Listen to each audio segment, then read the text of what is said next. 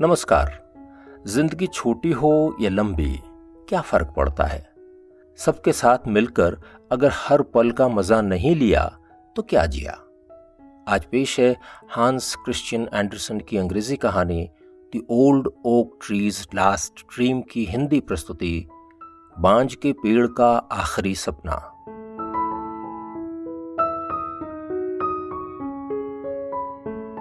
समुद्र के किनारे पहाड़ी पर सबसे ऊपर बांज का एक विशाल पेड़ था। समुद्र तट से चढ़ाई पार करके इस पेड़ तक पहुंचा जा सकता था। इसकी उम्र करीब 350 साल तो रही होगी।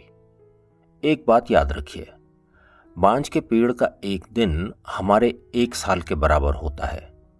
हम दिन भर उठकर काम करते हैं और रात में सो जाते हैं। नींद में ही हमें सपने दिखाई देते हैं। लेकिन बांज के पेड़ों के साथ ऐसा नहीं होता। वो साल के 3 मौसम में जागते रहते हैं। सर्दियों के आने के बाद ही वो सो पाते हैं। उनके आराम का यही मौसम होता है। बसंत, गर्मी और पतझड़ के मौसम में दिन बड़े होते हैं, लेकिन जाड़ों में रातें लंबी होती हैं। गर्मियों के दिनों में छोटे छोटे कीट पतंगे बांज के इस पेड़ के चारों तरफ मंडराने लगते हैं। इनमें से कई की जिंदगी तो केवल एक ही दिन की होती है। अपने छोटे छोटे पंख फड़फड़ाते हुए ये बांज के पुराने पेड़ के पास आते और बहुत खुश दिखाई देते। कुछ पल के लिए ये पेड़ के बड़े से पत्ते पर बैठकर आराम करते। इन्हें देखकर पेड़ कहता, बेचारे नन्हे मुन्ने कीड़े, अरे भाई, तुम्हारा तो पूरा जीवन ही एक दिन का होता है। ये तो बहुत कम है, तुम्हें दुख नहीं होता। वो छुटकू से कीड़े हमेशा एक ही जवाब देते थे, दुख? आप कहना क्या चाह रहे हैं? बांज का पेड़ कहता, देखो, हमारे चारों तरफ जो कुछ भी है वो कितना शानदार और सुंदर दिखाई देता है। इस सब को देखकर मुझे हमेशा सुख मिलता है। तुम्हें देखो, केवल एक दिन, उसके बाद सब कुछ खत्म। छोटे कीड़े ने दोहराया, सब कुछ खत्म? सब कुछ खत्म होने का मतलब क्या है? क्या आपका भी सब कुछ खत्म हो जाता है? अपनी आवाज में थोड़ी सी ठसक लाते हुए बांज के विशाल पेड़ ने कहा, अरे नहीं नहीं, मेरी जिंदगी में तो तुम्हारे एक दिन जैसे हजारों दिन आएंगे। मेरा दिन कई मौसमों को मिलाकर बनता है। दरअसल ये इतना लंबा समय होता है कि तुम उसकी कल्पना भी नहीं कर सकते। छोटे कीट ने सिर हिलाते हुए कहा, नहीं, आपकी बात मेरी समझ में नहीं आ रही। आपके पास हजारों दिन हो सकते हैं, लेकिन मेरे पास तो हजारों पल ही हैं। मैं हर पल का मजा लेता हूं। अच्छा, एक बात बताइए, क्या हमारे खत्म होने के साथ ही दुनिया की पूरी सुंदरता भी समाप्त हो जाती है? नहीं नहीं, पेड़ ने जवाब दिया, दुनिया में चारों तरफ फैली खूबसूरती तो बहुत लंबे समय के लिए होती है, मतलब अनंत काल तक चली जाती है। मैं तो उसके बारे में सोच भी नहीं सकता। इस पर वो छोटा सा कीड़ा बोला, ओ, तब तो आपके और मेरे पास जीने के लिए बराबर का ही समय है, बस हमारी गिनती अलग अलग तरह की है। इसके बाद वो छोटा सा कीड़ा हवा में अपने चमकीले और मुलायम पंख फैलाता हुआ उड़ गया। वो हल्के हल्के चल रही शीतल हवा में तैरता हुआ उड़ा जा रहा था। हवा में घास और जंगली गुलाब की गंध घुली हुई थी। मधुमालती, एल्डर के फूल, अजवाइन और पुदीने के पौधों और इधर उधर उगी हुई लताओं की मदमस्त करने वाली खुशबू का नशा उसके ऊपर चढ़ने लगा था। ऐसा लग रहा था कि वो छोटा सा कीड़ा हवा में नाच रहा हो। उसके लिए लंबा और मदहोश करने वाला दिन प्रसन्नता और संतुष्टि से भरा हुआ था। जब सूरज ढलने को हुआ तो वो छोटा सा कीट दिन भर की खुशी और मस्ती से निढाल सा हो गया। वो हल्के हल्के गोते लगाता हुआ नीचे उतरा। नीचे उतरकर उसने हल्के से अपना सिर घास के ऊपर रख दिया। वो बहुत शांति और सुकून के साथ गहरी नींद में सो गया। ये छोटा सा पतंगा अब मौत की गोद में चला गया था। बेचारा छोटा सा कीट, ओक के पेड़ ने दुखी होकर कहा, बेचारे की जिंदगी कितनी छोटी थी। इसी तरह गर्मियों के हर एक दिन यही सब दोहराया जाता। पुराने सवाल ही फिर से पूछे जाते और उनके वही जवाब दिए जाते।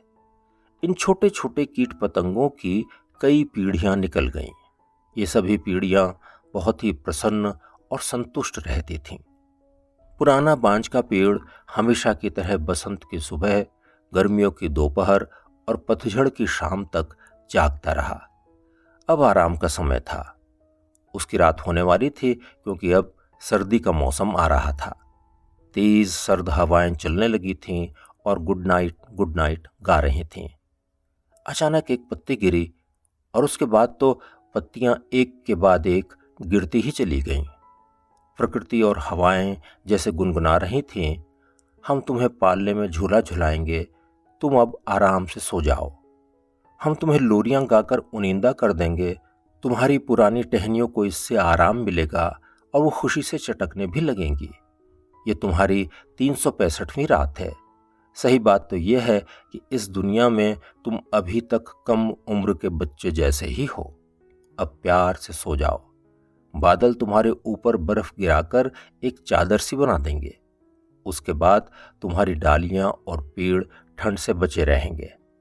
अब तुम आराम से सो जाओ और मीठे मीठे सपने देखो। पुराने ओक के पेड़ की सभी पत्तियां झड़ चुकी थीं। वो सर्दियों में सोने की तैयारी कर रहा था। जिस तरह आदमियों के साथ होता है, उसी तरह वो भी अपने जीवन में घटी घटनाओं के संबंध में कई तरह के सपने देखने को तैयार था। आदमियों की गिनती के हिसाब से ये अपने अस्तित्व की 4थी सदी में चल रहा था।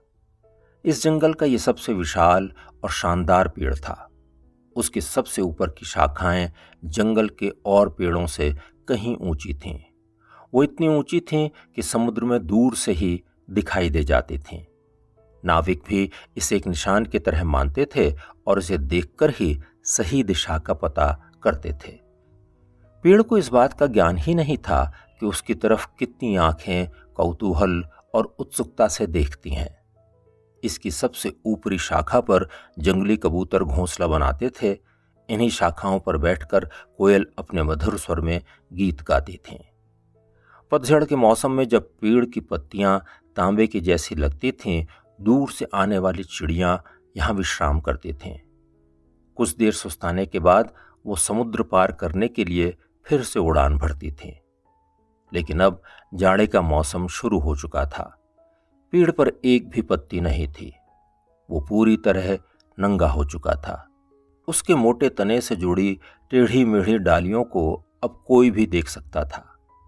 कौवे उसकी डालियों पर बैठकर सर्दियों में आने वाले कठिन दिनों के बारे में बात करते थे।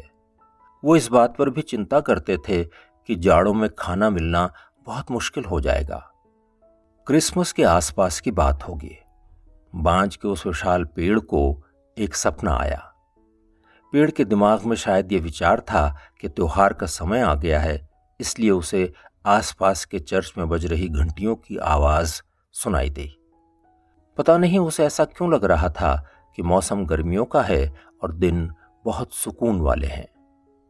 सपने में उसे लग रहा था कि उसकी सबसे ऊपर की डालियों पर नए हरे पत्ते उग आए हैं। पत्तों और शाखाओं के साथ सूरज की किरणें खेल रही हैं और हवा में फूलों और पौधों की सुगंध भरी हुई है। रंग बिरंगी तितलियां एक दूसरे के पीछे भाग रही हैं और गर्मियों में निकलने वाले कीट पतंगे उसके चारों तरफ मदमस्त होकर उड़ रहे हैं। ऐसा लग रहा था मानो प्रकृति ने उनके लिए ही ये खुशनुमा मौसम बनाया है। अब तक पेड़ के जीवन के हर साल जो कुछ भी घटित हुआ था, एक एक करके उसकी आंखों के आगे से गुजर रहा था। उसे पुराने जमाने के सेना के ऊंचे अधिकारी सामने से जाते हुए दिख रहे थे। उनके साथ संभ्रांत महिलाएं भी नजर आ रही थीं, जिनके सुंदर हैट पर लगे पंख हवा में हिल रहे थे। उनकी कलाइयों पर बाज बैठे हुए भी दिखाई दे रहे थे। बिगुल बज रहे थे और कुत्ते भौंक रहे थे। चमकते हुए कवच और हथियारों के साथ सैनिक भी थे, जिन्होंने रंग बिरंगी वर्दियां पहनी हुई थीं। आग जलाकर आदमी उसके चारों तरफ बैठे हुए गा रहे थे। उन सब ने पेड़ के नीचे ही अपने तंबू गाड़े हुए थे। विशाल बांज के पेड़ के पास ही चांदनी रात की शांति में अपने में मगन प्रेमियों का एक जोड़ा भी दिखाई दे रहा था। प्रेमी पेड़ की सलेटी सी छाल पर एक लकड़ी से अपने नाम गोद रहा था। इस पुराने पेड़ के नीचे इधर उधर जाते यात्री कुछ देर बैठते थे और अपने वाद्य यंत्र पेड़ पर टांग देते थे। सपने में पेड़ को इन वाद्य यंत्रों से निकलने वाली मधुर धुन सुनाई दे रही थी। पेड़ के ऊपर बैठे हुए कबूतरों की आवाज ऐसी लगती थी जैसे वो पेड़ की मन की बात कह रहे हों। कोयल सपनों में ऐसे कूक रही थी मानो पेड़ को बता रही हो कि उसे जीवन में और कितनी गर्मी के मौसम देखने हैं। ऐसा लग रहा था कि पेड़ की जड़ों का रेशा रेशा रोमांच से भर गया था और ये सुख तने, डालियों, पत्तियों से होता हुआ पेड़ की चोटी तक पहुंच रहा था। पेड़ खुद को विस्तार पाता हुआ देख रहा था और उसे ऐसा महसूस हो रहा था कि जमीन में गहराई तक गई उसकी जड़ों में जीवन की शक्ति का संचार हो रहा है। उसे दिख रहा था कि उसकी ऊंचाई लगातार बढ़ती जा रही थी, ताकत में इजाफा हो रहा था और उसका आकार बड़ा होता जा रहा था। उसके विकास के अनुपात में ही उसकी संतुष्टि भी बढ़ रही थी। उसके अंदर और ऊंचा और चौड़ा होने की इच्छा भी लगातार बलवती होती जा रही थी। वो सोच रहा था कि ऊंचा होते होते उसे सूरज को छू लेना चाहिए। उसकी चोटी तो पहले से ही बादलों को छूने लगी थी। बादल उसकी शाखों और पत्तियों के बीच से चिड़ियों के झुंड और सफेद हंसों की पंक्तियों की तरह उड़ते रहते थे। उसे ऐसा लग रहा था कि उसकी हर पत्ती पर आंख है और वो देख सकती हैं। उसे दिन की रोशनी में भी बड़े बड़े और चमकदार सितारे दिखाई दे रहे थे। उन्हें देखकर पेड़ को बच्चों की आंखों की पवित्रता और अपने नीचे खड़े होने वाले प्रेमियों की आंखों का प्यार दिखाई दे रहा था।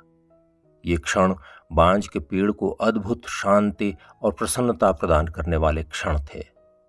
इन सब के बीच पेड़ के मन में एक ही इच्छा जन्म ले रही थी।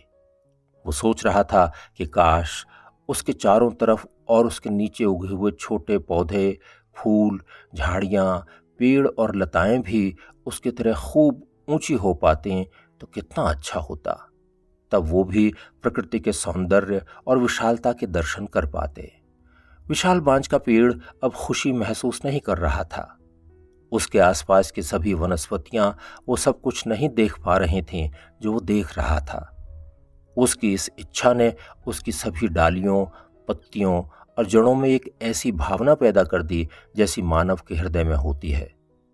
उसकी सबसे ऊंची शाखाएं अब हवा में आगे पीछे दाएं बाएं लहरा रही थीं और ऐसा लग रहा था कि बांज का ये पेड़ शांत तो था, लेकिन किसी तीव्र इच्छा के वशीभूत भी हो गया था। और तभी उसके पास अलग अलग पौधों और उनके फूलों की खुशबू पहुंची। ऐसा भी लगा कि उसने कोयल की आवाज सुनी है। उसकी इच्छा कुछ हद तक पूरी हो रही थी। उसे जंगलों के वृक्ष बादलों से भी ऊपर उठते हुए दिखाई दिए। वो ऊंचे और ऊंचे उठते जा रहे थे। उसके नीचे पसरी झाड़ियां और लताएं भी बहुत तेजी से ऊपर की तरफ बढ़ रही थीं। उनमें से तो कुछ की जड़ों ने मिट्टी भी छोड़ दी थी ताकि वो बहुत तेजी से ऊपर उठ सकें। घास की पत्तियों पर बैठी उसे टिड्डी दिखाई दी जो मजे से अपने पैरों और पंखों की सफाई कर रही थी। भौरे गुनगुना रहे थे और मधुमक्खियां भिन भिना रही थीं। सभी पंछी अपनी मधुर आवाज में गा रहे थे। वातावरण सुंदर गीतों और खुशियों से भर गया था। बांज के पेड़ ने अचानक पूछा, अरे, पानी के किनारे खिलने वाला नीला फूल कहाँ गया? और वो बैंगनी वाला फूल और डेजी? पेड़ अब चाहता था कि उसके आसपास के सभी फूल भी उसके साथ सब चीजों का आनंद उठाएं। तभी उसे सुनाई दिया, अरे भाई, हम यहां हैं। उन्हें देखकर पेड़ खुश हो गया। कुछ देर बाद वो बोला, लेकिन पिछले साल गर्मियों में खिले अजवाइन के फूल कहाँ गए? और वो लिली के फूल भी नहीं दिख रहे जिन्होंने पिछले मौसम में पूरी घाटी को ढक लिया था। वो कहाँ है? और वो जंगली सेब के पेड़ जिन पर सुंदर फूल खिलते थे वो भी नहीं दिखाई दे रहे। पेड़ को फिर सुनाई दिया, चिंता मत करो, हम यहीं पर हैं। वो खुशी से झूम उठा। बहुत बढ़िया, कितना अच्छा लग रहा है। सब के सब यहीं पर हैं, कोई भी नहीं छूटा। ऐसी खुशी की तो कल्पना भी नहीं की जा सकती। वास्तव में ये असंभव सा लग रहा था। पेड़ को जवाब में सुनाई दिया, हाँ हाँ, केवल स्वर्ग में ईश्वर के पास ही ऐसी प्रसन्नता संभव है। बांझ के उस पुराने पेड़ को ऐसा महसूस हुआ कि वो अभी भी ऊपर ही उठता जा रहा है। उसे लग रहा था कि उसकी जड़ें मिट्टी पर अपनी पकड़ खो रही हैं। पेड़ ने कहा, कोई बात नहीं, बल्कि ये तो अच्छा ही है। अब कोई भी बंधन मुझे नहीं बांध सकता। मैं ऊपर उठ सकता हूं और ऊंचाइयों में जाकर तैर सकता हूं। छोटे बड़े जिन्हें मैं प्यार करता था, सब के सब मेरे साथ हैं। ये पल कितने आनंददायक हैं। तो ये था पुराने बांझ के पेड़ का सपना। जिस समय वो सपना देख रहा था, समुद्र की तरफ से एक खतरनाक तूफान पहाड़ की तरफ बढ़ रहा था। समुद्र की ऊंची ऊंची लहरें तट की तरफ तेजी से आ रही थीं। समुद्र से पैदा हो रही डरावनी आवाजें सुनाई दे रही थीं। ठीक उसी समय जब वो सपने में देख रहा था कि उसकी जड़ें ढीली पड़ रही हैं, तेज हवाओं ने उसे जड़ से उखाड़ दिया। वो नीचे गिर पड़ा। ऐसा लग रहा था कि उसके 365 साल छोटे से कीट के एक दिन की तरह बीत गए। अगले दिन क्रिसमस की सुबह जब सूरज उगा तो तूफान थम चुका था। सभी गिरजाघरों से घंटियों की मधुर आवाजें गूंजने लगीं। हर घर की चिमनियों से धुआं निकल रहा था। समुद्र भी अब शांत हो गया था और उसके ऊपर एक बड़ा सा जहाज तैरता हुआ दिखाई दे रहा था। त्योहार की खुशी और उत्साह को दिखाने के लिए जहाज पर रंग बिरंगे झंडे फहरा दिए गए थे। तट की तरफ देखते हुए एक नाविक चिल्लाया, अरे देखो, बांझ का पेड़ गिर गया है। तट पर दिखने वाला हमारा निशान अब नहीं है। रात के तूफान ने इसकी भी बलि ले ली। अब इसकी जगह कौन लेगा? इतना विशाल तो कुछ भी नहीं है, कुछ भी नहीं। ऐसा लग रहा था कि ये दुख भरे शब्द विशाल बांझ के पेड़ के लिए श्रद्धांजलि थी। पानी के जहाज से अब क्रिसमस के भजन गाए जाने की आवाजें सुनाई देने लगी थीं। बांझ का पेड़ बर्फ से ढकी जमीन पर पड़ा था और उसके ऊपर से बह रहे क्रिसमस के गीत असीम शांति पैदा कर रहे थे। ऐसा लग रहा था कि आत्मा के उद्धार के लिए गाए जाने वाले ये भजन बांझ के पेड़ को भी शांति प्रदान कर रहे थे। जहाज पर भजन गाते नाविक भी ऐसा महसूस कर रहे थे कि उनकी अंतरात्मा पवित्र हो गई है। जमीन पर पड़े बांझ के पेड़ को भी ऐसा लग रहा था कि वो ऊपर की तरफ उठ रहा है। बांझ के पेड़ का ये सुंदर लेकिन आखिरी सपना भी अब धीरे धीरे खत्म हो रहा था।